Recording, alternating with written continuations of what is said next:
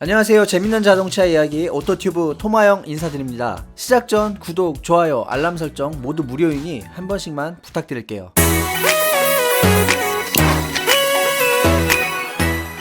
기아자동차의 카니발은 현대기아의 독점적 구조로 되어 있는 국내 자동차 시장 내에서도 독점적인 위치를 차지하고 있습니다. 덕분에 기아자동차라는 대기업 브랜드 내에서도 가장 높은 판매량을 보이는 모델이기도 합니다. 오는 7월 4세대 모델이 출시 예정되어 있는데 솔직히 말씀드려 굳이 풀체인지를 하지 않아도 수요는 크게 줄지 않을 것이라는 확신 섞인 예측을 할 수 있을 정도로 특별한 지위를 가진 차입니다. 원래는 쌍용에서 그나마 비견해볼 수 있는 코란도, 투리스모의 후속작을 준비 중이었는데 끝없는 적자 엔진에 이은 대주주 마인드라의 자금 지원 불발로 출시가 불투명해졌습니다. 무주공산도 이런 무주공산이 없는 것 같습니다. 내놓으면 무조건 팔리는 말 그대로 땅 짚고 헤엄치는 모델이라고 볼 수 있겠습니다. 그래서인지 3세대 모델은 여러가지 지적이 있었음에도 불구하고 끝까지 개선되지 않은 부분들이 있습니다. 먼저 운전석에서 느껴지는 공명음에 대한 이슈가 있습니다. 솔직히 제가 시승해본 차량에서 해당 이슈를 느끼지는 못했습니다. 동호회 등의 커뮤니티에서도 어떤 분은 공명음 피해가 심하다고 호소하는 반면 어떤 분은 그런 문제가 없었다고 합니다. 따라서 아마도 설계 문제가 아니라 품질 문제인 것으로 보이는데 풀체인지에서는 이런 이슈가 부디 생기지 않기를 바라봅니다. 만약 생기더라도 좀 더 적극적으로 문제를 해결해 주시기 바랍니다. 두 번째로 유압식 스티어링 휠의 적용입니다. 과거 같으면 유압식이 큰 문제점은 아닙니다. 아니, 현대의 초기 MDPS보다는 300배는 나은 스티어링 휠이라고 생각합니다. 하지만 반자율 주행이 대거 적용되고 있는 현 시대에 차선 유지 보조와 같은 반자율 주행의 핵심 요소를 탑재할 수 없다는 점은 이 차를 더 길게 끌고 갈 수 없는 약점 중 하나라고 봅니다. 세 번째는 브레이크 성능입니다. 제가 타본 차 역시 낮은 속도에서는 별 문제가 없었지만 속도가 좀 올라가면 정말 불안할 정도로 브레이크가 잡히지 않았습니다. 사실 이 시기에 출시된 기아 자동차들의 모델은 좋은 엔진 성능에 비해 제동 성능에 크게 신경을 쓰지 않았었습니다. 제가 생각하는 이보다 더 큰 문제는 해당 이슈를 끝까지 개선하지 않았다는 건데요. 이 점은 비판받아 마땅하다고 생각합니다. 아마도 이러한 문제점들을 개선하기 위해서 풀체인지에 가깝게 차량의 설계를 변경할 필요가 있었고 떡분 김에 제사 지낸다고 수요가 남아있음에도 불구하고 풀체인지를 하는지도 모르겠습니다. 다행히도 풀체인지 모델은 3세대 플랫폼이 적용되며 RMDPS가 도입된다고 합니다. 따라서 반자율 주행 등의 첨단 안전사양이 추가되는 것으로 기대를 해볼 수 있겠습니다. 또한 신규 플랫폼이 사륜 구동 적용을 고려하여 설계되었기 때문에 카니발 풀체인지에도 해당 구동 방식이 적용될 가능성이 높아졌습니다. 최근에는 사륜이 안 들어간다는 이야기도 있던데 적용 유무에 대해서는 지켜보면서 제조사에 끊임없이 푸시할 필요가 있을 것 같습니다. 그리고 아마도 브레이크 성능도 전작과 같은 어이없는 수준은 아닐 것이라 생각합니다. 안전에 직결되는 문제이니만큼 높은 개선이 이루어지길 바라봅니다. 아울러 새로운 엔진이 적용된다고 합니다. 현행 2.2L 디젤 엔진을 개선한 스마트 스트림 엔진 라인업과 1.6L 가솔린 터보 하이브리드 라인업이 새로운 카니발의 심장이 될 가능성이 높습니다. 다만 차의 덩치를 감안했을 때 하이브리드 시스템 탑재 차량이 친환경 차량으로 인증받기는 힘들 것 같습니다. 이 밖에 실내 인테리어도 크게 개선될 것으로 전망됩니다. 특히 클러스터와 AVN 모니터를 연결한 파노라마 디스플레이의 적용이 확실시되며 SUV로 봐도 좋을 만한 바디라인을 갖게 될 것으로 보여 기대가 됩니다. 부디 아빠들의 감성을 제대로 자극하여 역사의 길이 남을 명차가 되길 바라보겠습니다. 이상 영상 마치겠습니다. 시간 되시면 위에 추천 영상도 한 번씩 감상 부탁드립니다. 시청 감사합니다.